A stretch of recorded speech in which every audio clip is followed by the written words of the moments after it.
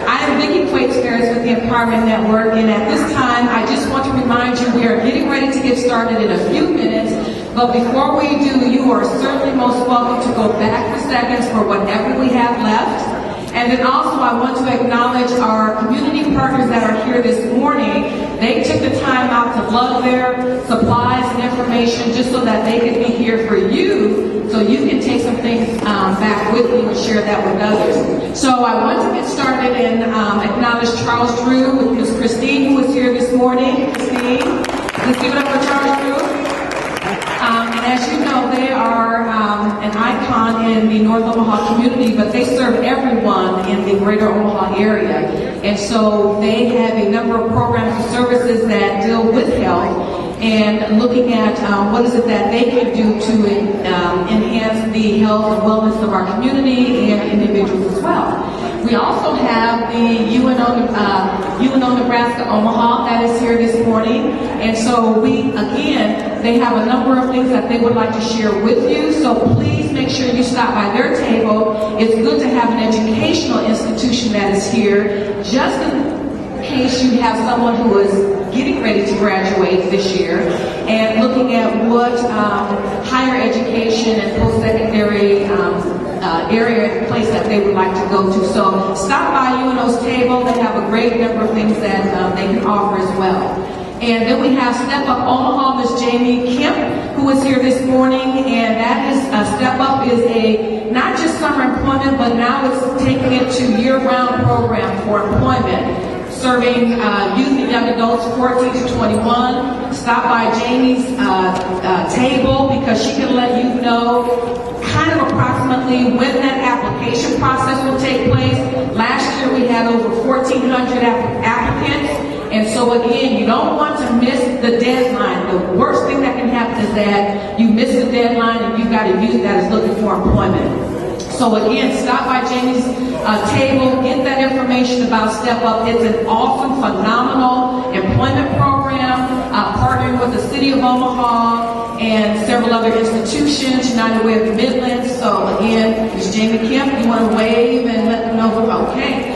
All right, and then we've got American Job Center, which is Heartland Workforce Solutions, just located right off of about 57th and Ames Street. So again, they are an employment center that also offers job training for those who may be in between jobs or looking for new skill sets. And so we have Ms. Kimra, who is at her table. She can share with you Heartland Workforce Solutions, who they're working with in terms of the business community and the things they are doing to put people to work or back to work. And it's a phenomenal thing because we can see that the unemployment rate is going down. So far, let's give it up for all of our community partners that I've mentioned this morning. But wait, there's good news. Tell somebody good news. Good news is that it doesn't stop there. So we have the City of Omaha Human Rights and Relations Department that is here. The City of Omaha, yes, is here this morning. They have also some programs that are for entrepreneurs, those who are going into business, small business. They would like to assist you on that end, and so there's a number of programs that they have that they would like to share with you. Also on the human rights side of it, if there are things that you feel that is not right, or you've heard of someone who has been treated unfairly, maybe that's a person, Ms. Rhonda and Marie, is it, that can talk to you about what you or someone can do to make it right. So again, Human Rights and Relations Department is in the house. Thank you for being here. We also have Midlands Mentoring Program, who represents a number of mentoring organizations such as 100 Black Men, Teammates, and a number of other mentoring organizations. Ms. Danita Webb is here this morning, and she just came on board not too long ago with Midlands Mentoring Partnership. They also have a summit that is coming up, so if you're interested in attending the luncheon or the summit itself, please stop by Ms. Danita's table. And if you're interested in mentoring, again, please stop by her table because mentoring is a phenomenal and it's an awesome way to be able to connect with you who just need some guidance and maybe some one-on-one. And then we have Bannister Academy, and they are knee deep with 3 people there. And so they work with a lot of young people. Let's give it up. That's it. They're just smiling. They are grinning from ear to ear. And you guys, these are young men that are here this morning. The temperature is 10 degrees. Let's give it up again for our young men that's here this morning. Not all of them are in bed sleeping. So stop by Bannister's table because they have been really working with a lot of our youth and really preparing them for the next stage in their life, but also preparing them while they're in school and then on to the next phase, which could be going to college or going into some trades or something of that nature. But the thing is that they are, again, guiding our young people and young men so that they can really be productive citizens in our community, and that's what we certainly are looking for. So they have done a wonderful job, and they continue to do a wonderful job. So thank you for being here. We also have Omaha Home for Boys. Miss Jane is here in the house. And again, how many of you know where Omaha Home for Boys is located? Raise your hand if you do. So Jane, that should make you feel good. Do you have any books this morning that you're giving away? No. Huh? So she's got free books that she's giving away at her table. Somebody say free. Free. Say it again, free. That's one of my favorite 4-letter words.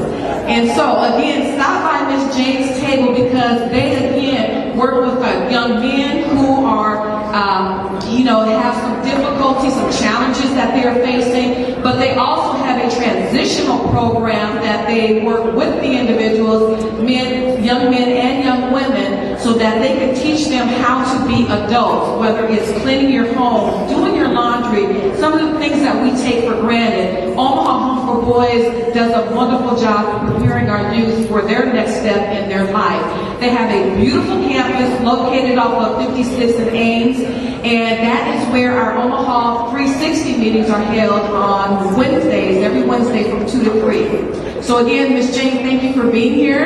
And then we have Revive Business Network, Revive with Miss Yolanda Barney. Barney, familiar? Yes, that is the other half of Mr. Barney, Miss Yolanda Barney. She runs the publication for Revive, and she's got a number of publications that are back there. She also has the Black Business Directory that has been updated. So if you're looking for businesses in particular industries or areas, she has a directory that you can use as a guide to determine who you would like to seek out to really do business with.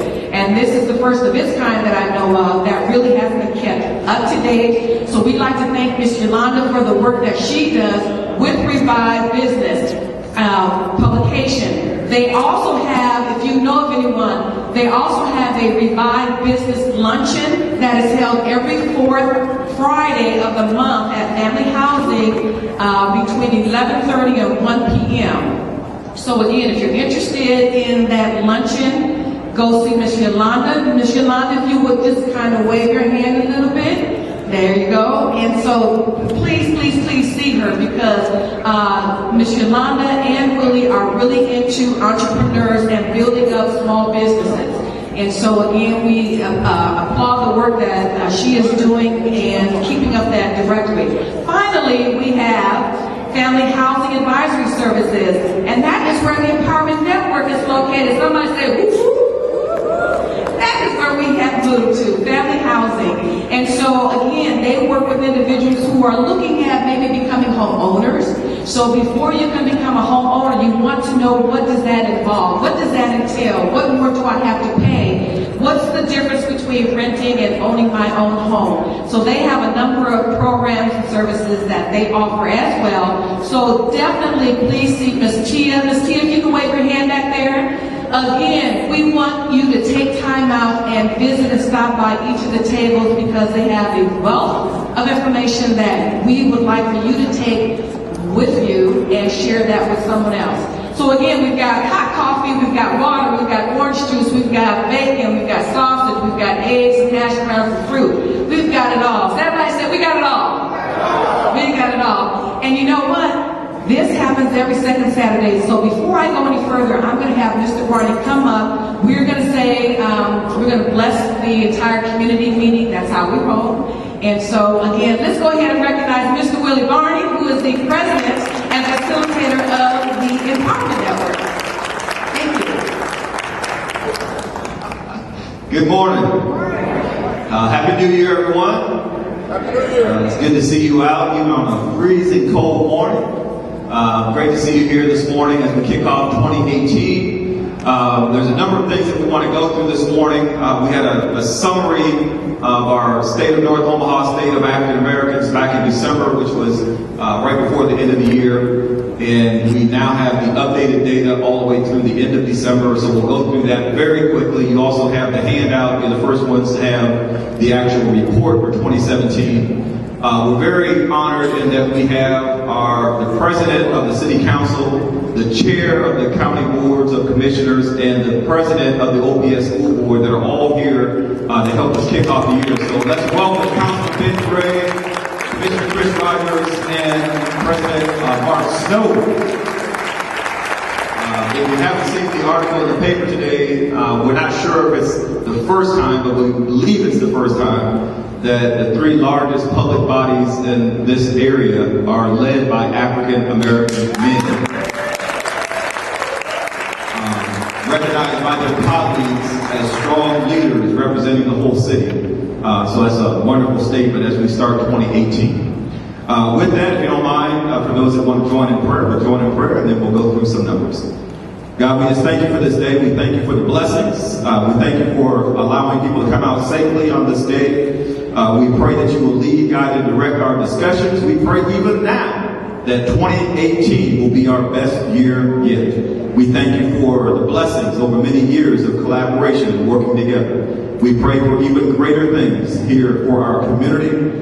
Again, lead, guide, and direct our paths. It's in your name we pray. Somebody say amen? Amen. Amen. So, let me walk through some numbers. David Droz over at UNO walked through some of this back in December, so I'm going to highlight it very quickly. Most of it is in the handout that you have, so I'm just going to fly through these numbers just to give a feel for why we're focusing on some of the things we're focusing on in 2018. Hope you can see this. So, over 11 years ago now, we came together and started working on how do we improve the state of African Americans, how do we improve North Omaha. We initially had 13 different areas that we looked at, but we combed that down to 7. So we looked at employment, education, housing, involving our faith community, reducing violence, creating safe and healthy families, and then also arts, culture, media. We wanted to create an arts, culture, and media center.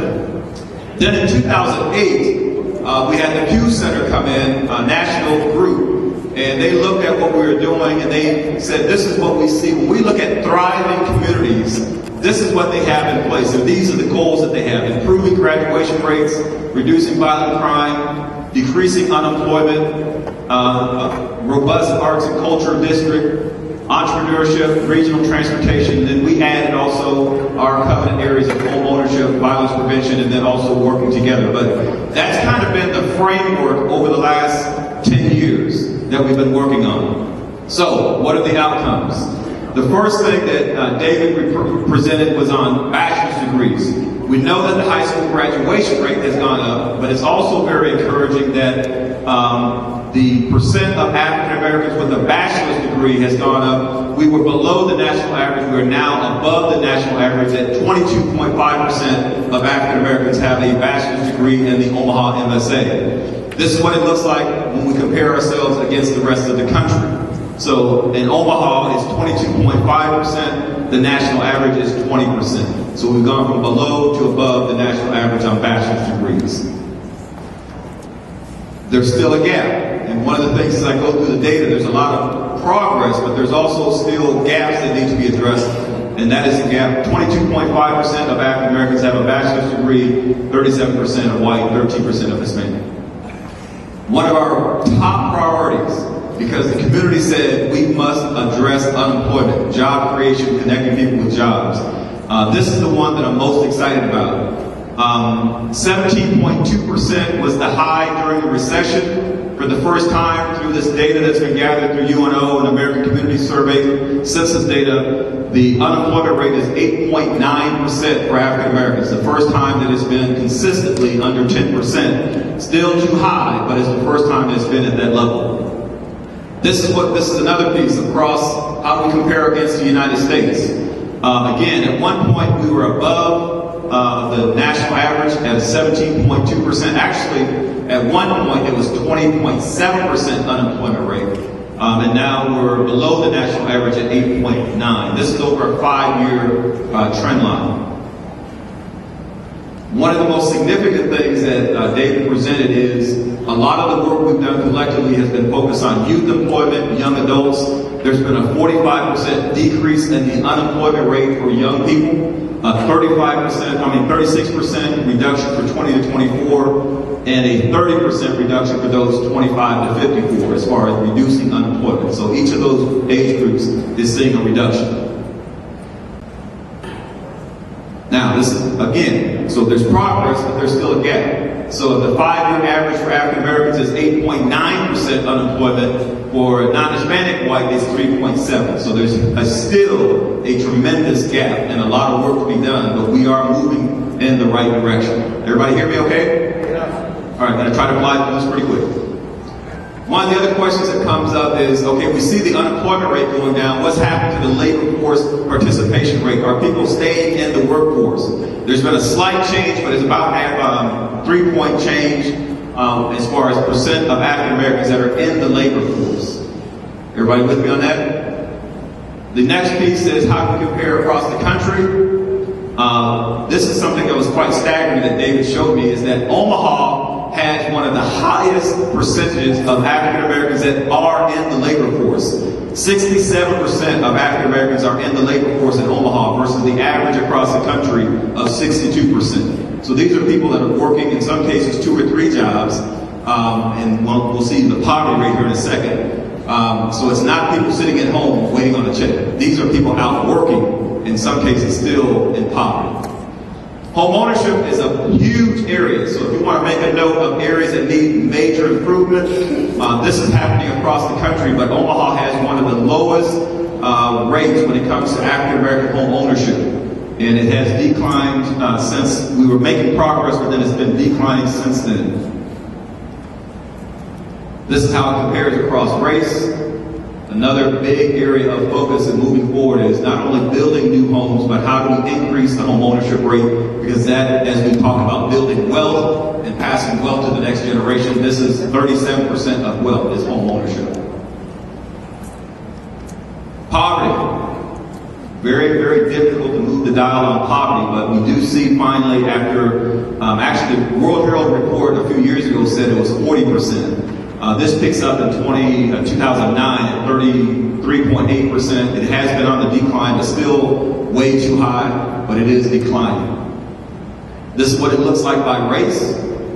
29% poverty rate for African Americans, 8.1% for white. The Hispanic poverty rate has been increasing, but it's kind of leveled off here the last couple of years. But that's what it looks like regarding poverty.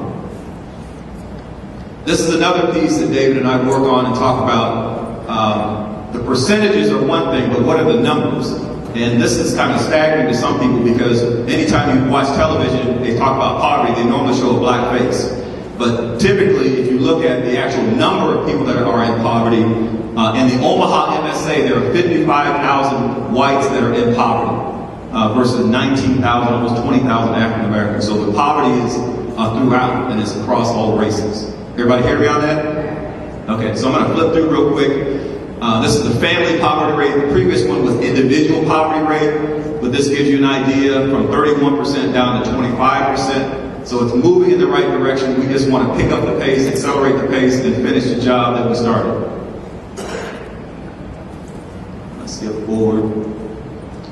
This is 1% of households that are married. This also has a direct implication on overall, not only economics, but how our children are being raised.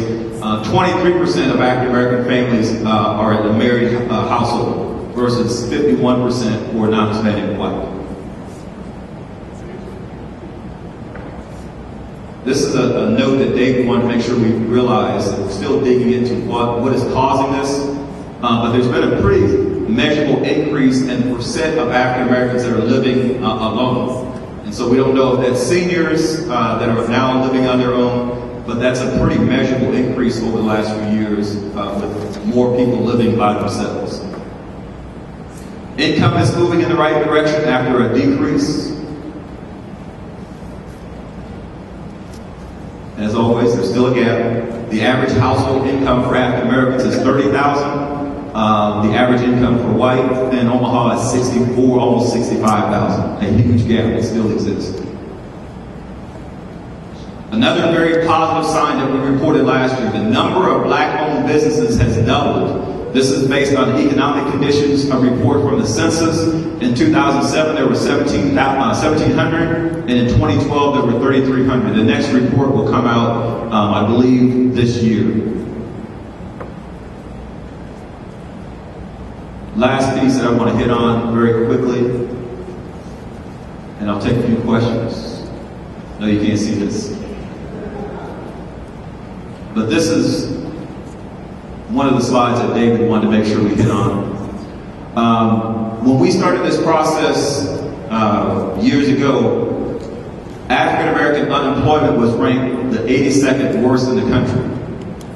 Through the collective work of many, many organizations and many and thousands of people, we actually now have the second lowest unemployment rate for African Americans of any city in the top 100 cities in the country.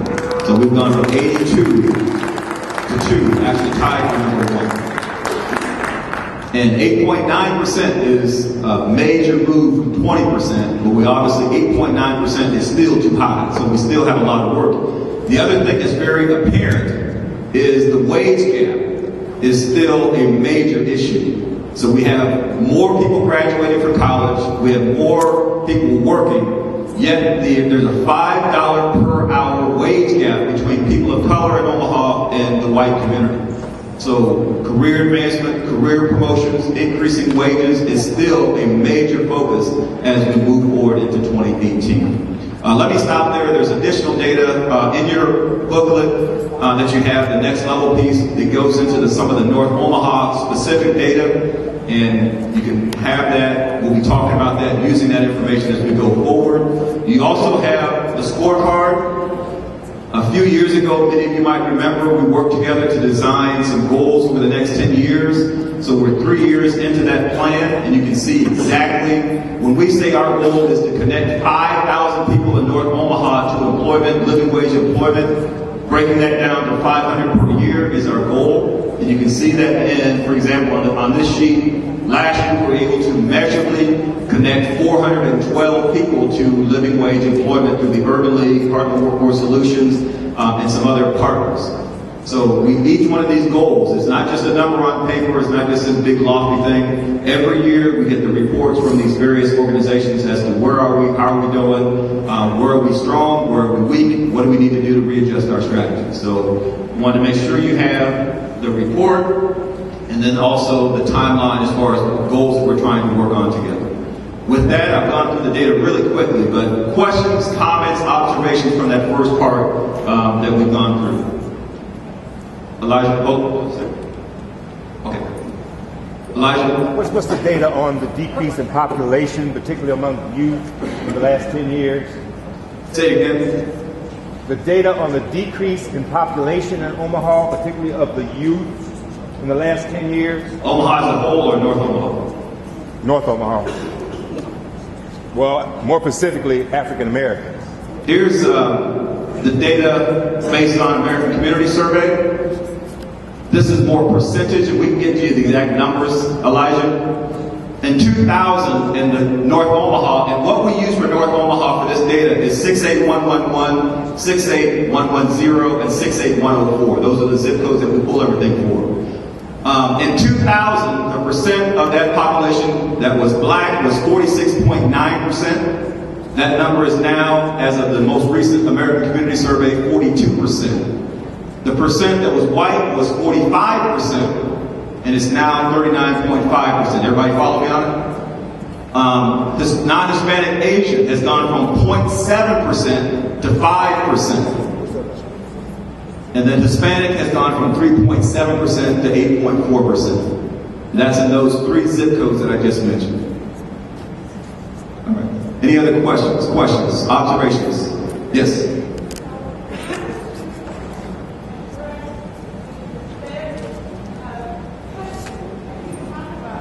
Yes.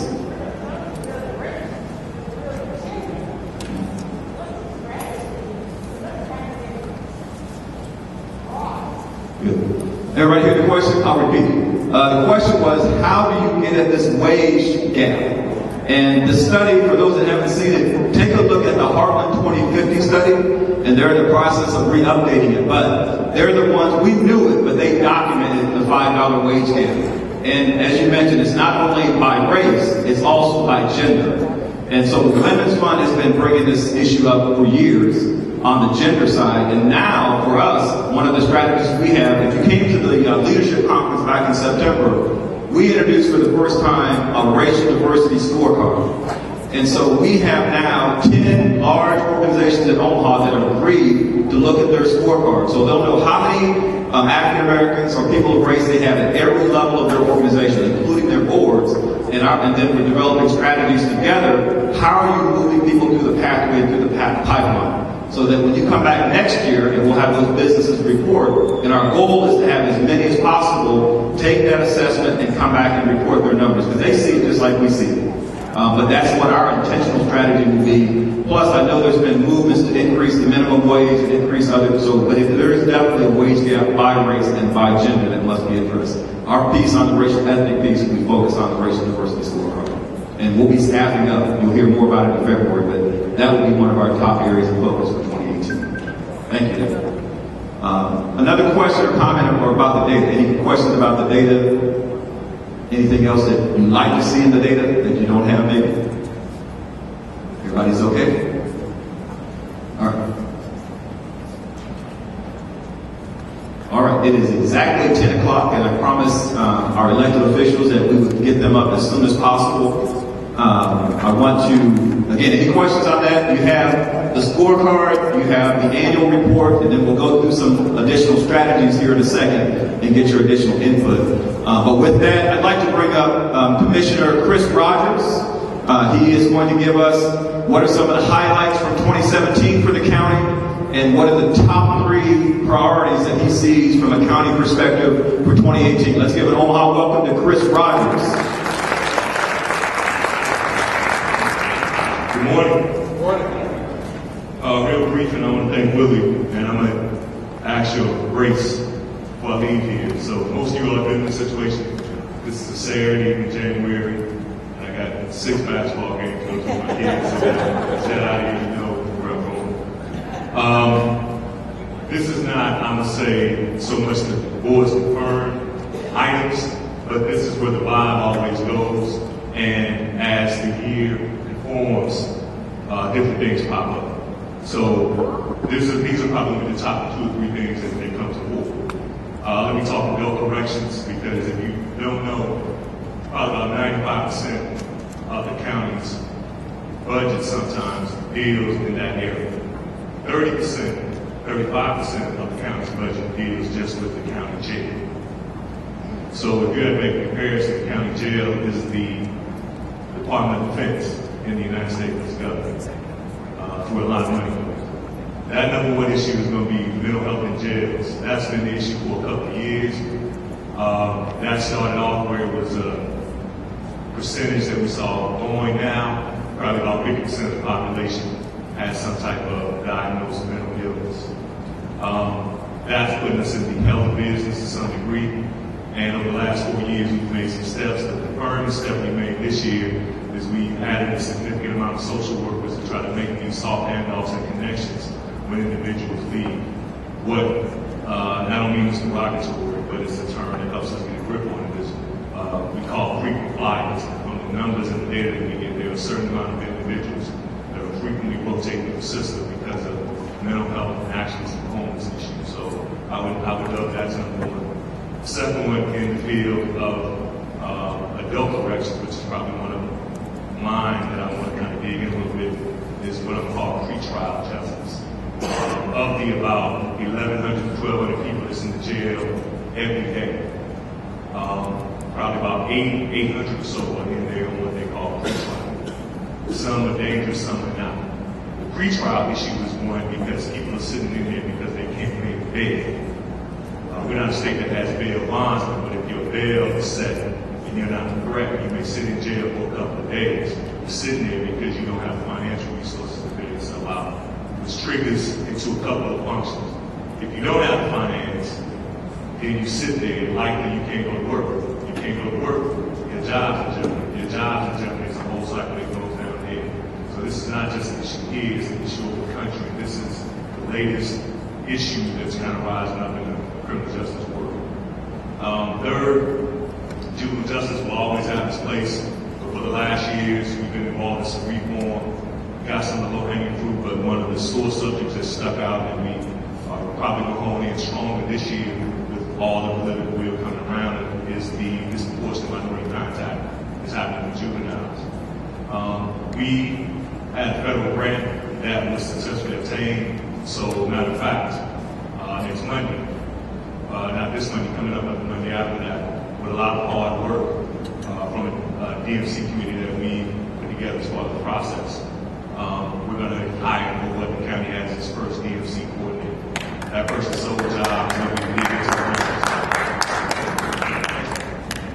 That person's sole job is going to be to dig into the numbers and look into the system to kind of see the 5 major points and try to dig in where our kids of color get stuck in the system and how you grow them through.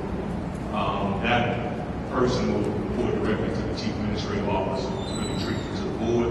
And so there'll be a significant hire, and when that's done, I'm sure they'll make it here to give you the tangible questions, and a large part of what that job is going to be.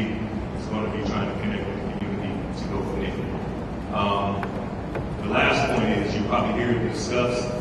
And it's one of these things that I don't know how it goes. This kind of going to depend on where the will is. You've heard us talk about the juvenile justice facility. It's kind of been my own personal dream for a while, and the stars came together and it's happening. There's a study that we're waiting to see what that possibility is. If the stars come together, hopefully we get some conversation with that, because the point is we had a 6 juvenile justice, and sometimes we can possibly get settled in a place they're not fit any more judges. So at some point we're going to do something. But that triggers us to be able to kind of really make this concentrated effort to get at solving the problem, but also in some way, form, or fashion, shrinking the detention center and putting us in a situation where we have to really start finding alternatives and put some people, put some kids in places where they need to be. The last one, which is I need to just inform you on, is the Board of Equalization, which last year was a hot topic for the last couple of years. It's in a better situation now in some regards. There's some hires. As you know, Councilman Gray made a big push for this itself, and this year the water's been really hot. So I'm going to just tell you from what they predicted in the district here, it's probably going to be about 5 to 6% assessment increase, which is good. I haven't been getting a lot of feedback from people saying, you know, they've had issue with that in the past. People saying they had issue about it being too low. And over the years, we were trying to talk about trying to make that plan to bring it up. Well, it's going to go up. And the situation is a little better in how it's assessed. If you want more information on it, let me know, because it can make your eyes glaze over. But I'm going to give you just a short synopsis on how, I guess, it's changed. Before, there were 6 areas that they put people in to try to assess their property eventually. That's no longer the case. Now they're doing 12. And the 12 areas are centered around high school. Because most of the time in the real estate market, when they start selling, they start looking at high schools and attendance of schools. So the hope is they're going to be able to concentrate better and really pick out those houses that need to be raised and those that don't. But as an overall, the county's probably going to go up 5 to 6%. This area will go up, and from the news that I'm being told, houses, property is selling at a good clip. So that's good for you all that have a large investment in your home, and hopefully in the long run that puts it back up where we should be or where we're at being able to get back up the property value and giving you some opportunities to leverage finance with your home or retirement or whatever things you have. So that's all I have, and I appreciate your time. See you later, Elijah. Can you be a little bit more specific about DMC? I was first. I'm sorry. Well, yeah, of course. I'm sorry. All the information that you're sharing, it has to do with the county, which is the jail population, and not the prison population. Is that correct? Yeah, because there's a distinct difference. Right. And Okay. I think it's important to let them know that nobody, because a lot of people don't know that Okay. there's a difference, and when we share these positive, wonderful things for the jail, and people are thinking these things are progressing in the state prison, when it's actually not. Okay, I'll break it up. Okay. State of Nebraska handles the prison system. That's the makeup of everything from East Omaha, adult, East Omaha youth, Tecumseh, Lincoln, all of that. That's the Nebraska prison system. Douglas County is a jail, and people rotate to the jails quickly. You sitting in jail, you're either sitting there like waiting to go to the state, or you're sitting there serving out time. The average time you're in there is 2 years or less. Douglas County has the biggest corrections facility in the state, size-wise. Nebraska's system is bigger than ours, the size we have the biggest. And so the jail is more important to some degree because the issues you read about in the state, they're there for a while, they have time to sit, they need services and things while they're there. They're on a whole different health program than we are. Ours is more of a churn. So you cannot just look at them without, when day one, when they come in, where they're going to go when they leave. And so that's why all these other things that come along with it, not just here, but all over the country. Your jail is becoming your biggest mental health facility because there's not mental health capacity outside to handle that. So people call the police to come pick up people that they can't handle in certain facilities and they put them in the jail so they think they're in a better situation than that. If you didn't notice, it's kind of coming around. The city council passed 2 mental health resolutions. The county passed those same resolutions to go to the state, so the distinction between who you're dealing with is what it is. You wanted more depth on DMC? Or you want? Can you be a little bit more specific? The DMC typically has percentages and how it affects the African American community. Can you be The specific? last report on DMC that we got on numbers through the system is probably 69% of the people in the jail are kids of color.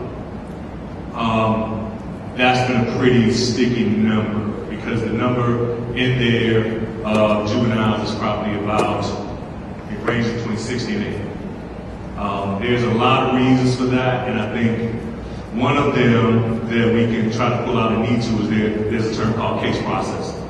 And basically it's a period of time between, so say you got picked up on a Monday. By 2:30 on Tuesday, you'd be in front of a court judge to determine if you'd be detained or go through the process. Or if you need to be detained or if you need to use some services. Between that time, they make a determination if your assessment is high enough where you need to go to detention, and that's part of the effort that kids shouldn't sit in detention if they shouldn't. When you're seen by the judge, there's this period of time that there's another eyes glazing over moment, which took me 5 years to even get 60% of the understanding. That you try to find services for a kid. We have a long average length of stay. That can be said because kids aren't coming through the system quick enough and we're not finding placement. Placement goes back again to a little bit of mental health because the kids are sitting there because you do not have adequate services outside to place them. A little bit of that is local, but a lot of the things that determine the services are available is in the state's hands. The state is responsible for getting some of those things to some degree, so it's a little dance that it needs to happen. That's a little more behind that 69% number, trying to find some things. Also, it's going to be some conversation up front because there's an effort that we have, and we have an active member from Omaha Public Schools there now involved, Lisa Utterback, and the hope is that we can tie the strings and look together a little bit with what they're doing to try to reduce the pipeline and not even let somebody get there. So it's a little bit on both ends of the system we're trying to get. First, if somebody wanted to get involved and be a part of the solution around DMC, how do they do that? There's two DMC co-chairs, Mark LaFleur and Levon Stennis. And they actively meet on the 4th Wednesday of every month at 9 a.m. And you can contact them or contact me, and I'll put you in touch if you're interested to be in that committee. Thank you. Let's thank Commissioner Chris Rogers.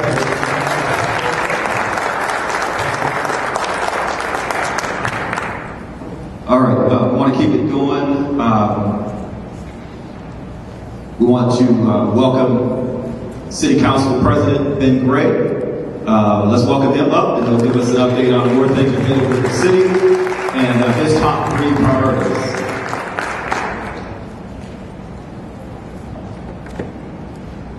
Thank you, Willie, and thank all of you for being here on an extremely cold day. Leaving a little chilly in here, and I see people with their arms crossed, and so I'm going to be as fast as I can be and answer questions as quickly as I can. I don't want us turning into icicles in here. So let me move first of all to talk about, and I'm going to kind of follow Willie's schematic or scheme here, or his slide that he has here. And the first thing I want to talk about just very briefly is jobs. And as you noticed in the documentation that Willie provided, our number of jobs is starting to go up. Part of what we're doing as a city to address that is we put for the last 2 years, we put an additional $400,000 into Heartland Workforce Solutions. And the reason we call it Heartland Workforce Solutions is because it used to be Workforce Development, but we wanted to have a nonprofit arm so that we can put dollars in there to do some specific things that you can't do with federal dollars, that you just can't do with federal dollars.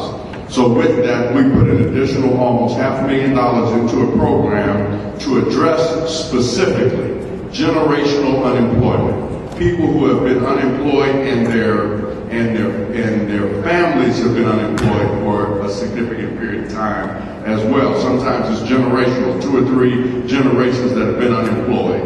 With that $500,000, we've created a program now where we've got people who are going through their program, some of them have never been employed before, who are now working, who've been working for over a year. When we started this program, the Heartland Workforce Solutions had over 600 individuals apply. As a result of that, we have now almost 100 individuals who are working and who have been on the job for a year. So we're addressing chronic unemployment as well as overall unemployment. One of the things I want to share with you in terms of contracting, for example, when I came on the city council in 2009, we had one African American company that had bonding capacity. And what bonding capacity is how much people, a lending institution is willing to back whatever bid that you make on a specific job. This is how much they are willing to back you on that job. When I started, we had one company that had $1 million bond. One. Today we have nearly 5 companies that have between $1.5 and $2.5 million of bonding capacity. So they're growing individuals, and they're also hiring from the community. And they get incentives for hiring from the community as well as a result of our small emerging business ordinance. So we're moving slowly, but we're getting it done. In terms of business development, I don't need to tell you all about Fair Deal Village or the Union Art Spaces or what we're doing with Love Jazz and a number of other places and North End and what we're doing with economic development. We are laser focused on addressing economic development. We are laser focused on building jobs, but more importantly, when I say to people, when I have town hall meetings, of which I'm going to have quite a few more this year, quite frankly, because we got to talk to each other and we got to also strengthen our neighborhoods. But when we're talking about what we do with jobs and unemployment and business development specifically, we have to not only make sure that these businesses are in place and doing well, we got to support them. Because if we don't support them, who's going to support our businesses? Who's going to help us with our businesses? I told people when we had the State of the North Omaha that I was going to invest in. I've never had a manicure or a pedicure. I'm set up to do one today, this coming Wednesday at 1 o'clock. I'm going to see what it feels like. But more importantly, I'm going to support the business in the Fairview Village.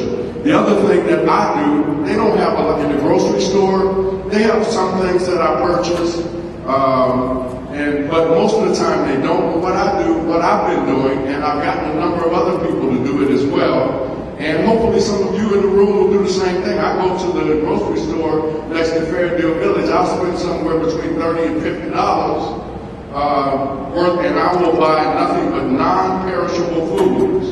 And then I will turn it over to the store.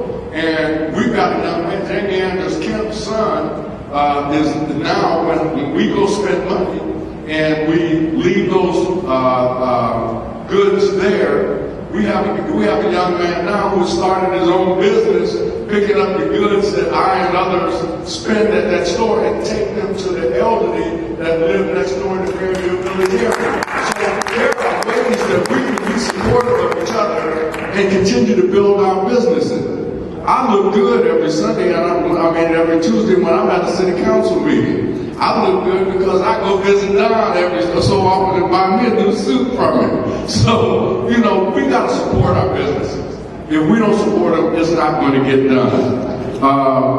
Safety, I can talk all day about what we've done in the area of safety in terms of what we've done with our police department and the number of people, the number of officers we have hired. But what's more important is the officers that are starting to give back to our community through the PACE program and other kinds of programs and efforts that are going on. So we are building, and I'll tell you, I go to different conferences around the country, and there's a lot of talk about Omaha, a lot of talk about our relationship with the police department and how we've developed that and how we are not like other cities in the country.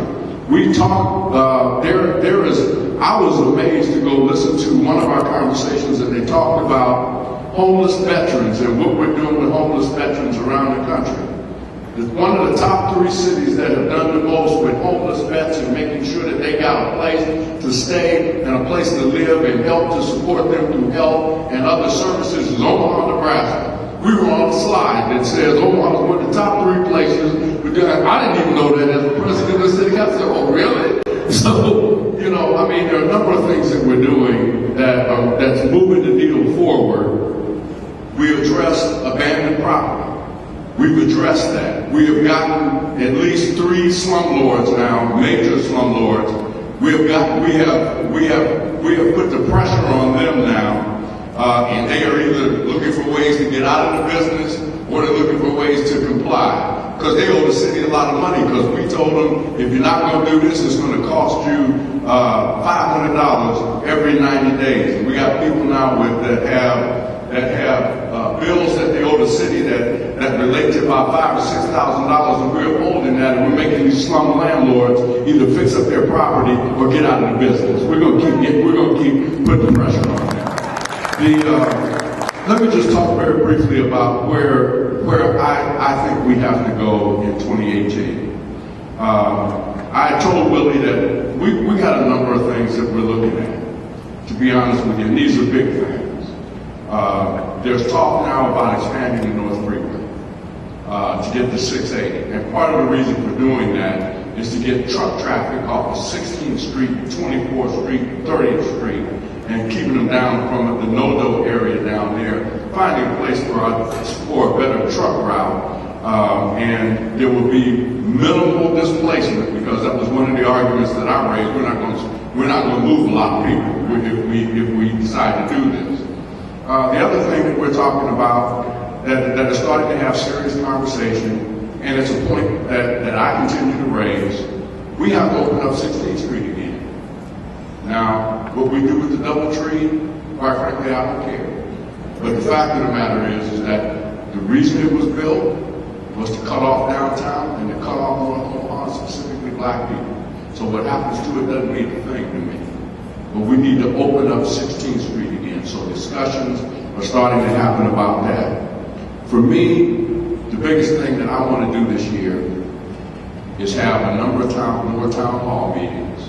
I intend to make every North Omaha Neighborhood Alliance meeting that I can, and I want to encourage presidents of neighborhood associations to join NONA so that we can continue to share information.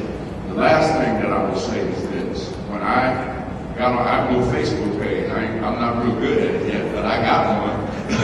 And so this year I said, Happy New Year to everyone. Have a blessed New Year. But vote, vote, vote. That's what we got to do this year. We got to vote. And we got to make our voices heard. And yesterday, I made some statements to the World Herald and a couple of television stations because I got to be honest with you, I was really ticked off about this president and the comments that he made about Africa and other places. And I said, for me, I can't sit quiet and let this go without saying something anymore.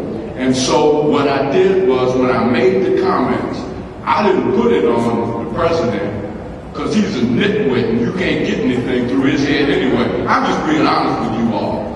And so I put it on our congressional delegation. Y'all need to step up. And if you ain't got no backbone, if you don't have the ability or the willingness, and if you all about nothing but party, then you don't need to be in office. Quite frankly, but we need to do everything we can to get them out. Quite frankly, ladies and gentlemen, if we were to vote in the numbers that we are capable of voting in, we can control the politics in this city, county, and state if we were to come out and vote like we should. So this year, I'm going to be putting a lot of emphasis and going door to door and making sure that people understand the importance of voting and reminding people that if you don't vote, you don't matter. Thank you, Councilman. I want to point your attention to two things. One, election people want to come up first. Two things. We talk about jobs, we talk about voting, and there's two things wrapped into one. I want to make a real quick announcement, but I want you to pull out this report real quick, because Ben hit on a number of things that are in the report, just to make sure you know you have it. Page 15. Page 15. I want to recognize we have our partners from the police department that are here as well. They're here every month with us and every Wednesday at 360. But if you look at page 15, we've had some really high-profile incidents the last few weeks where we have family members, friends that have lost their lives to gun violence. And so we've been praying with the LaFleur family and other families. And thank God there was an arrest, from my understanding, yesterday of the suspect. So all hundreds of people posting and calling. And so just want to emphasize that the police department doesn't do this by themselves, but when the community steps forward, things can happen. But I want to recognize the police department for making that arrest yesterday. Overall trends, we talked about this at Omaha 360 on page 15. You can see that this is the part where people around the country are asking, how is this happening? And it's relationship between police and community and neighborhoods that's making this happen. When you can see the number of gun assaults decrease from 254 at one point down to where they were last year, the lowest point that we've seen in probably 15 to 20 years. And then in North Omaha, and I just want to make sure you have this data, because when we have those types of incidents, there's a reaction that says nothing's going on, nobody's doing anything. But if you look at the actual numbers of gun assaults, people that have been impacted by gun violence has been decreased in North Omaha by 71% since we started, 71%. And so the goal is that's still not where we want to be, because one incident, one bullet changes a person's life forever. So we are not satisfied, but how do we accelerate what we're doing, continue to expand what we're doing, build even stronger partnerships with the police department, and keep driving that number down. But I just want to make sure you have that. First, we have a quick announcement. There's some opportunities for jobs and also any quick announcements that need to be on the voting side. And then we'll come over to Mark. Good morning. Thank you for just a couple quick announcements. I'm Brian Cruz, the Douglas County Election Commissioner, and we appreciate your partnership and all the partnerships up in North Omaha we've had since I've been in office almost two years now since I've been appointed. But the first one is we've got 2 job openings in our office. One is our board coordinator, which is in charge of all of our poll workers. That individual decided to pursue different opportunities in life. He was a great employee and we wished him well. And the other one is actually a retirement, the voter registration coordinator. And so these will be posting in the next 2 to 4 weeks. As soon as those get posted, we will certainly email Empowerment and IMA and other partners here and throughout the city to give everybody the opportunity to apply for those jobs. And the other thing is, I'd just like to reiterate what Mr. Gray said. It's extremely important to vote. The primary is going to be May 15th. And so that's your opportunity to have your voices be heard. We'll be here the next few months until the election. We'll have early voting request forms, voter registration forms, and things of that nature. If you do live in the Elkhorn or Bennington school districts, there will be special elections for them in March. So again, a couple job openings and May 15th election day. Be sure and get out and vote. Thank you for your time. Thank you, Brian. You and Chris have been real active, always here to make sure we're informed about the voting, so we'll be pushing on that. I want to bring up now Mark Snow, who was elected on Monday as the new president of the Omaha Public Schools Board. Mark Snow.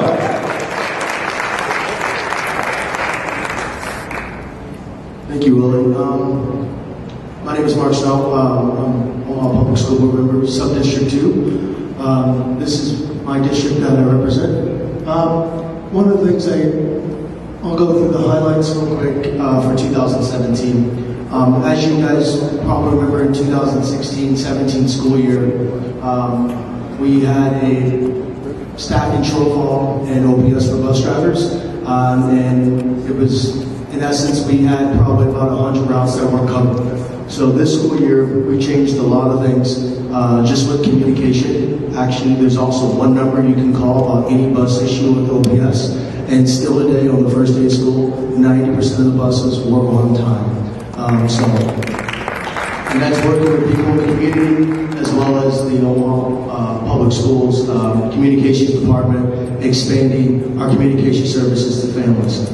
Another highlight from 2017, which I'm set on the Americanism Committee when we did this, is we did a full curriculum upgrade on all our textbooks in the district. And the district upgraded our science, math, even our human growth and development, $4 million worth for K-12. So that is a pretty good highlight.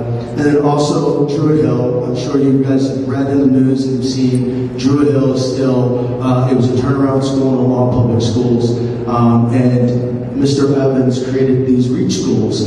And it has been the leader ever since. It's been a turnaround school, I think, on the state's paper about 2 years ago. So kudos to Druid Hill. 2018, I'm sure you guys probably want to know what we're going to do with the superintendent search. So in the summer of 2017, we restarted our soup search. We hired a new search firm, Rain Associates, and we put out a new application for superintendent for Omaha Public Schools. The job closed on January 5th, and we had over 60 people apply for Omaha Public Schools superintendent position. So over the next couple weeks, the board will start reviewing applications, and on the 30th, our hope is that we will narrow it down to 2 finalists and have a community meeting from 5 to 6:30 at the TAC building for everyone in the community to come in and meet the finalists for the superintendent search. Now, this will be different from the previous search. The previous search, if you guys remember, the meetings with the community was more of them giving a presentation and a Q&A. It's going to be different when you walk into the room. It's going to be open, and you can walk around and meet the candidates. You can go completely up to them, and it will be more relaxed. And in my opinion, more original than putting on a show and trying to sell themselves to the district. That will happen from 5 to 6:30, and at 7 p.m. on January 30th, we will have our interview process for the superintendent for Omaha Public Schools. And our hope as a board is to select the next superintendent on January 30th. So the community, because of many people that apply for positions like this, when we're going through the initial applications, we do not release their names until we select them as finalists. Many people who apply for jobs like this haven't told their current bosses that they're looking for other jobs, and you don't want to tell your boss until you know that you are a finalist. Any questions with the soup search before I go on anything else? Yes, ma'am.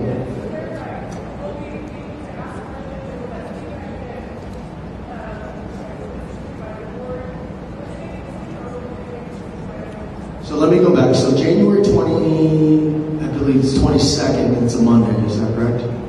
That's when we'll announce, once we narrow down to the finalists, we'll announce it to the public. So you'll have that entire week to kind of send your information to your representative. On the 30th, that's the only interaction that you will have with the candidate. So one of the things I've told some people before is everyone has their internet, their phone, you can do their own research to look up these candidates, look up their background. Obviously the World Herald will do the same, and you can send your concerns to your board member prior to January 30th.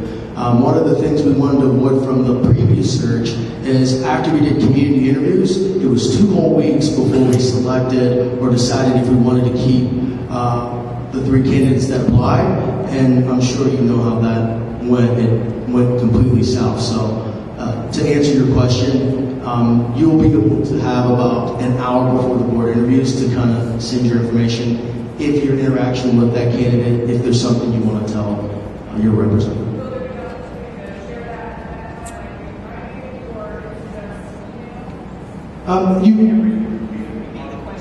Would you be able to share your information in writing or in email? Your board member will be at the type voting as well, so the entire board, you won't even have to email or call them. You can just go and talk to them. And the last search, when we had our community interviews, we had less than 100 people attend. So our hope is that we can get more people in the community willing to show up and be able to meet the candidates and say, you know what, school board member Snow, I don't like them because of this, or you know what, you have 2 stellar top-notch candidates, pick any of them, and I think they'll be good for kids. Yes, ma'am. So you said 2 candidates before? My hope is that we can narrow down to 2 finalists. It's a lot easier to select from 2 than 3. Just from the previous search. Yes. And are you going to have sessions broken out like you did last time for staff, teachers, parents, community members? So we are going to, so before that, and this is just for the community is from 5 to 6:30. The staff, the exec leadership will have their own meeting with the candidates, which we also have our bargaining units with the district. We have over 7,000 employees. So even all our bargaining units, their leadership will have their own kind of interaction with the finalists. The media will have their own kind of meet and greet with the finalists. We wanted to make sure that during the community session that you weren't being followed by the media and that you had teachers there or union reps there trying to get their questions in at the same time. And did you say the decision would be made on the 30th? The hope, unless we're on board, the hope is that we will make a decision on the 30th. So it'll be a late night. Interviews start at 7 p.m. They end at 9, and it'll hopefully by midnight or 10 p.m. because my bedtime's at 11. That will make a decision. Any other questions just with the soup search? All right. 2018 bond initiative. So in 2014, thanks to you guys, the voters, we passed 60%, the largest bond in the state of Nebraska's history, $421 million. now we're coming up on the second part of that bond. We purchased land for some other schools because South Omaha is over capacity. If you go to Castellar Elementary School, it is beyond to the point where the district purchased 2 houses just for students to go to class, so the classrooms wouldn't be oversized. I mean, the population wouldn't be too much in the class. So the bond initiative for 2018, the board is discussing that, and it would be good for you guys to start paying a little close attention as the meetings start moving in February, because I believe the number will be close around $400 million, and just for North High School alone, that'd be $8 million in renovations. So a lot of this stuff is in cosmetics that the district cannot do themselves, heating, air conditioning, all that stuff that we cannot use in our general fund, but also capacity building, which is also in South Omaha. South Omaha will be getting 2 new elementary schools, a new middle school, and a high school if the voters decide to move ahead and support the bond initiative for the May ballot. So the board hopes that we will be able to get consensus by the first February meeting and vote on a referendum, a resolution that will go to the ballot for May 2000. What's the election in May? The primary? May 15, 2018.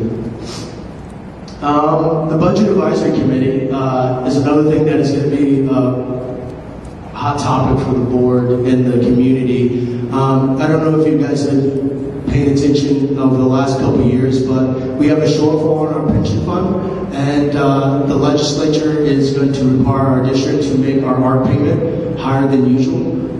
This is about a $15 to $20 million reduction in our general fund that we would have to pay into our pension. So we're starting a budget advisory committee, and this committee will be community members, stakeholders, parents, teachers, as well as the superintendent and the incoming superintendent, board members. We'll sit at the table, we will go through every program, we will reevaluate a lot of our programs and where we spend our dollars. And the objective of the committee is not to cut, but to make a recommendation to the full board on, do we go out for a levy override to pay for the shortfall in our budget, or do we make cuts with inside the district? So it's going to be a two-pronged approach.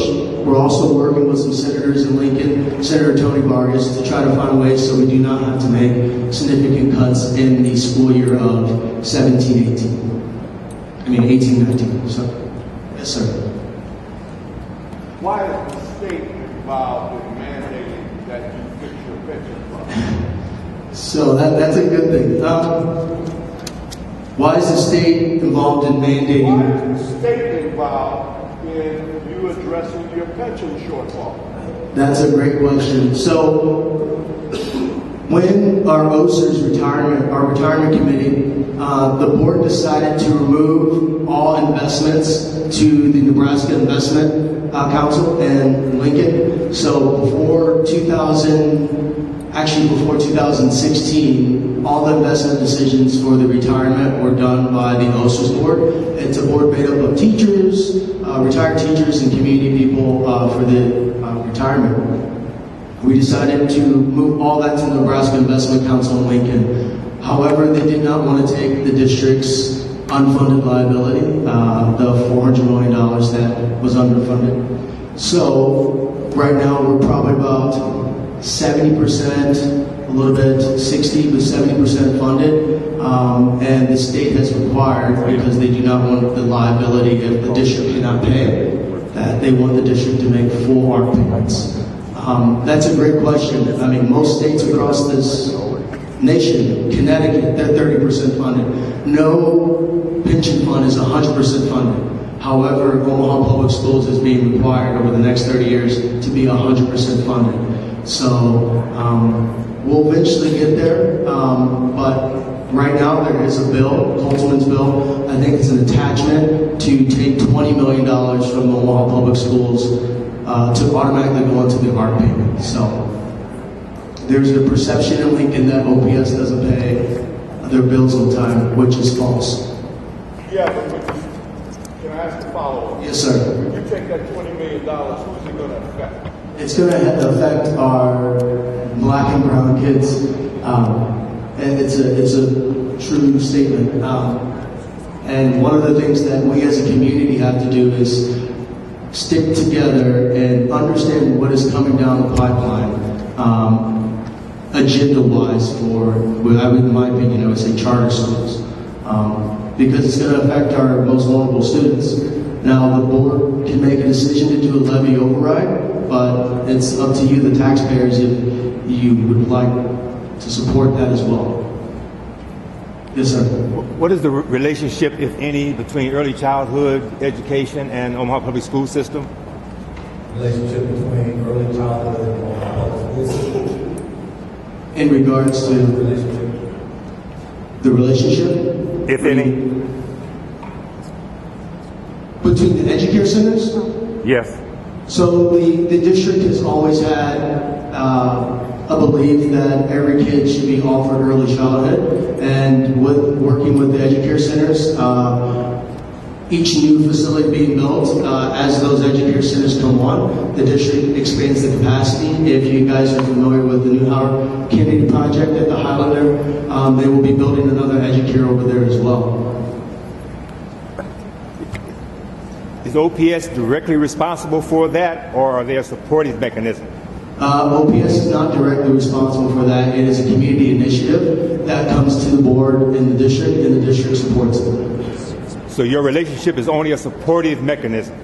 Yes. We do not run the educare centers in Omaha. I did remember that you wanted to touch on the strategic plan. Oh yeah, this is going to be long. So we are coming up on year 5 of our strategic plan, and we're going to be reevaluating our strategic plan. So we're going to start community meetings in the summer, and we're going to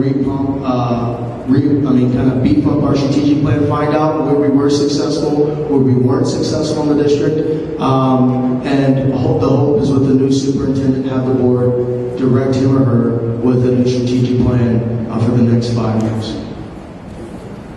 Any questions or anything else? Sorry to do doom with the budget advisory committee at the end. But the great news is by the end of the month of January, we'll have a new superintendent for Omaha Public Schools. And I think you guys will be proud and hopeful when you see the dynamic leaders that we have that have been applying for this. Not just from Omaha, not just from within OPS, but from Western Nebraska. We have people from Pittsburgh, people from Chicago, people even reaching out from Los Angeles that are interested in coming to Omaha Public Schools to continue the great things that we're doing for our students.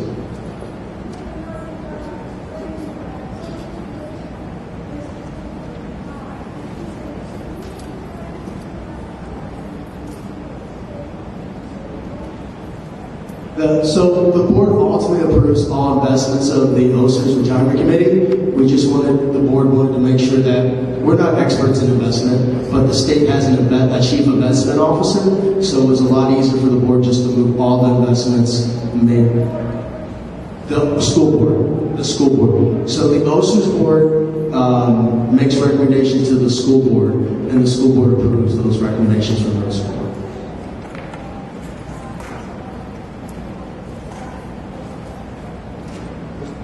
Yes, ma'am. Did you have a question? Yeah. Mark, is that $20 million, is that going to be a one-time, one-year thing, or are they going to do that over a period? 20 million over 30 years. 20 million over 30 years. Let's again thank Mark Snow for coming in and giving us an update from the school district. And we want to be actively involved in this, so please, as we get the dates and times, we'll be getting that out, and we want to show up and be a part of that. So, again, let's thank Mark, Ben, and Chris coming out on a cold Saturday morning to give us an update and being able to take Q&A and then also moving forward. Just 2 or 3 other quick things, and then we'll get ready to close out. This was mentioned by Vicki earlier, but I just want to show you some of the work that's been going on collectively with many people in the room. When we started back in 2007, there were 0 jobs for youth the program at one point had 3,000, but with funding cutbacks and everything else, it had gone down to 0. So many of you in the room helped us get this started. In 2017, we had our highest number of Step Up participants, 575 youth that were able to get job experience through the Step Up Omaha program under the leadership of Jamie Kim. So thank you, Jamie, and all the partners in the city, United Way, and many other partners that helped make that happen. I mentioned this, but I wanted to put it on the screen because this is really striking. As we have more jobs and opportunities and we work in partnership with the police department and neighborhoods and churches, there was a high of 41 shootings just in 2 months in June and July back in 2007, 2008, 2009. The last 2 years, we have had 8 incidents of gun violence in North Omaha in the middle of the summer, June and July. There's been an 80% reduction during that time when kids are working and the people are actively involved in what's going on in the community, which has led to this. This is Northeast gun violence. In 2008, there were 154 gun assault victims. In 2017, there were 44. These are people that were directly impacted by a gun violence incident. Everybody with me? So I want to make sure you're seeing what is actually going on in these partnerships and the work and the collaboration that is moving forward. So I want to come back to this and get any final input as we move forward. We'll send this out again so you have this. But the first thing is, where are we going for the community-based priorities? This is based on all the polling and meetings that we had in 2017. Number one is more engagement from the community, more engagement at the leadership level, and shared decision-making at every level of government. Corridor development. There's been a lot of discussion and now progress being made at 24th Street, 30th and Lake. Ames Avenue is a big focus, as well as Sorensen, bringing quality jobs to North Omaha, expanding businesses, and as was mentioned, about increasing wages. They're focusing on increasing graduation rates, and not just increasing graduation rates, but addressing and moving ACT forward and making sure that our kids are graduating from high school prepared for a career and college. Increasing home ownership. I mentioned before that we have one of the lowest home ownership rates in the country. We really need to put a focus on that and move that forward and continue to reduce gun violence. Even though we've had progress, we know that we're not there yet. So those are the things that we're looking as a community collective on working on and really putting our attention on as we move forward in 2018. Anyone have a question or observation or anything that you think, hey, this is really something as we move into 2018 that we really need to put our eye on a little bit more? Councilman? Willie, the other thing we need to do, there's been a lot of work that is going on by a lot of people, but I want people to know in this room that you all being here is part of what helps us with our success. You all need to give yourselves a round of applause because you all make it happen. You make it happen. You all make it happen. Yep. We work for you all. Y'all make it happen. So that engagement, leadership, decision making, yeah, you can give yourself a round of applause. That's right. There's a lot of work going on in between the meetings. There's a lot of stuff going on, a lot of folks that are engaged. So I want to hit on this real quick and take any other questions. Otherwise, we'll get ready to go and make sure you get information from each of our tables. Just want to make sure that everybody's aware of this. We've been talking about it. But at the leadership conference the last few years, people are saying, what happens after the conference? So we have worked with some of our national partners, and we will be launching in February a Redefine the Game Institute with Dr. Randall Pinkett. It will be a year-long program for anyone that wants to advance their career, move into leadership, move up in their career or entrepreneurship. This will be a very specific program. He will be here at least 4 times through the year for 4-hour workshops. And then in addition to that, you will have webinars throughout the year. And at the end of it, you'll have a certificate that you'll earn as a Redefine the Game Institute participant. And we are also working with corporations that will recognize that certification. In addition, there will be coaches like Executive Vice President from UP, Eric Butler, and others will be coaches to those individuals to help them understand what it takes to be successful in Omaha. So that will be launching. There'll be more information coming out about that. There's been a lot of questions about building wealth, and Dr. Pamela Jolly has been here the last 4 years. She is designing a cohort of 50 people, 450 people. It's based on her book, The Narrow Road. She will also be launching that at the end of February. So it will be a year-long program. She'll be here at least 4 times, and it will be based on helping individuals build their individual wealth plan as well as a collective investment wealth plan. So she will be actively involved and also have coaches and mentors that are working in that area. This is one that we will be putting more information out. Councilman Gray has mentioned it. It's been a big focus of ours for the last 10 years.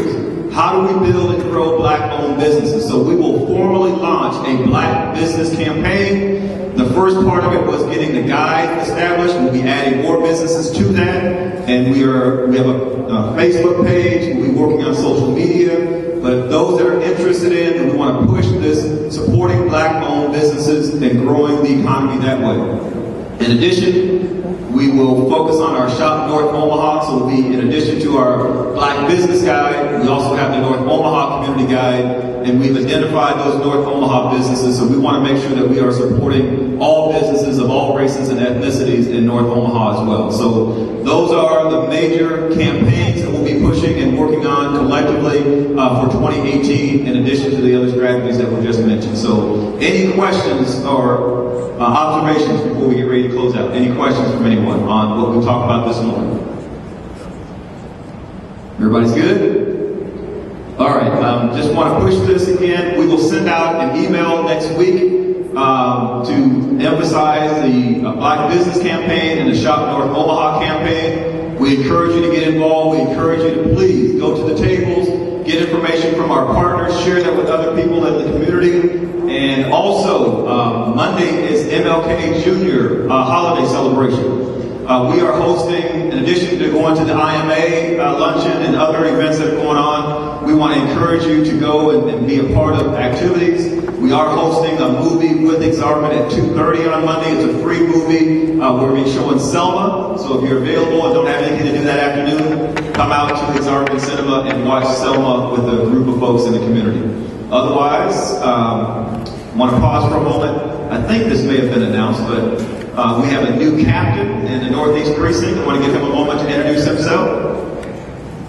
Thank you, Willie. Good morning, everybody. My name is Mark Matuzai. I'm the new captain of the Northeast Precinct. You recognize a lot of faces out there because I was with the Northeast Precinct for several years as a lieutenant, a lot of community meetings, and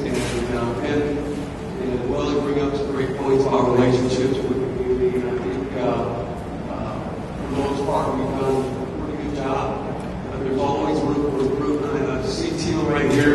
About a month ago when I was in the gang meeting for a couple months, we looked for opportunities to give back and to shed positive light on our community as opposed to, unfortunately, we can't have tickets here and enforce the law.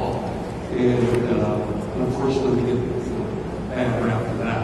But get back to Teal, and I'm looking at you, and I'm using you as another example. But about a month ago, she talked about a party, a Christmas party at the Rock House.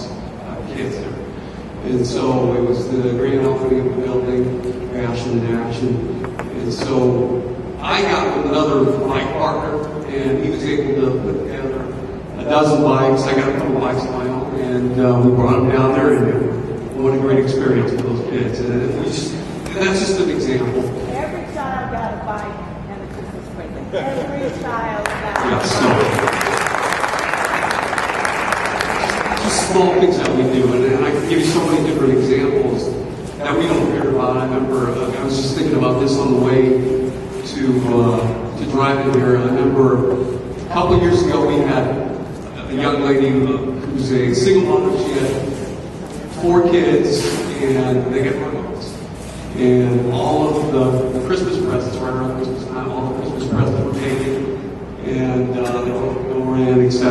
And so two of our officers that work in the Northeast Precinct. When I was a lieutenant down there, I heard about this after the fact because they wanted to keep it on the down low. But long story short, I'm not going to take ready to get out of here. But they ended up going to Walmart or Target, something like that, got a $150 gift certificate for the family to make sure that these kids had a great Christmas. So just little things like that go a long way. And sometimes we don't have the resources, but as long as we are trying to be resourceful and going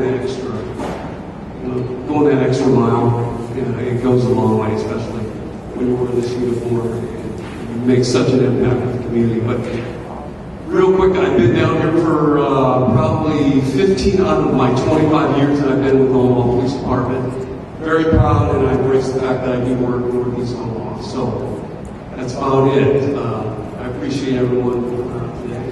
Thank you very much. Look forward to continuing our work together. I want to recognize and see Precious in the back, North Omaha Neighborhood Alliance. You have your monthly meeting coming up on the 25th. Is that right? 25th? Okay, so please encourage people to be a part of the North Omaha Neighborhood Alliance. I always want to recognize my good friend here, one of our entrepreneurs at 24th and Ohio. He joined with us 11 years ago, and his business is going strong. Mr. Don McPherson right here. Styles and Evolution. Any other business owners?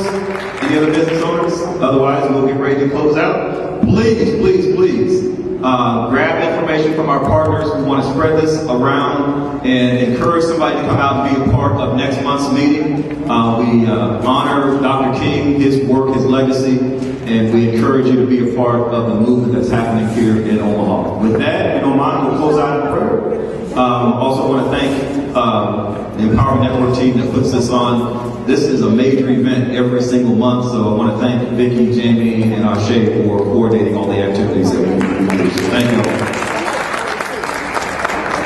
God, we just thank you for this day. We thank you for each and every person that's here. We praise you for what you've done with us over the last 11 years. We pray even now for even greater things ahead in 2018. We pray for those that are here that have braved the cold. We pray for those that weren't able to be here. And we pray even now that we'll grow in numbers, mobilize, engagement, leadership, and we will continue the transformation of this city, that every zip code will be a great place to raise our kids, that every single person has every opportunity that's available in this city is available to them. Thank you again. Lead, guide, and direct our paths. It's in your name we pray. Somebody say amen. Amen. Please, and by the way, thank you, Principal Gene Haynes, for allowing us to be here on a monthly basis.